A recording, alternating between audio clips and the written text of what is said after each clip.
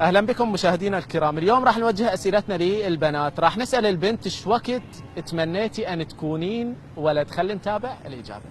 تمنيتي ان تكونين ولد؟ هواي يعني ايام نظرة المجتمع يعني سوالف الطلعة والطبة، هاي سوالف يعني خلينا نقول صغيرة. اكو شغلات اكبر، يعني نظرة المجتمع بتعامل المجتمع ويا البنية ويا الولد وحد. نظرته يعني مجتمعنا ذكوري اكثر ما هو انوثي، فطبعا يعني خاصة بوقت خلينا نقول 13 ل 14 توني وحدة توعى على الدنيا، تتمنى تكون لوحدي او اصير ولد والبنات كلها تلحق وراي وانا ما اكبر وياهم. هذا الطريق بيطسات هوايه. هاي الحفر مال العبوات. زين عيني شوفي لي فارس كرم وين؟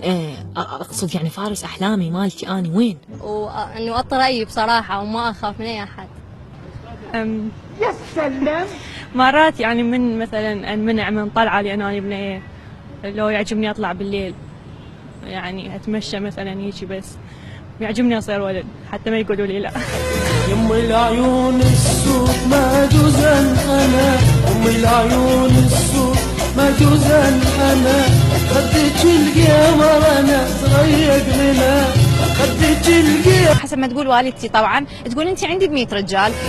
لون خمري لا سمار ولا بياض، لون خمري لا سمار ولا بياض، مثل بدر التام واشرت على الرياض، مثل بدر التام واشرت على الرياض. فدائما اكو مواقف صعبه اكون اني بها بعد الرجال، او اتمنى ان اكون رجال بس احقق هاي الامنيه، مو لانه اني ولد. مثل ايش هذه المواقف؟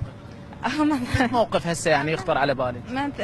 مثلا يصير او فد مشكله يعني بين زوج اختي، بين اي مشكله يعني داخل العائله، يعني اكون اني بها بحكم يعني يعني اصير لهم مثل الاخ، او اصير اني كرجل يعني احل بها مواقف، فيقولوا لي دائما انت ب100 رجال.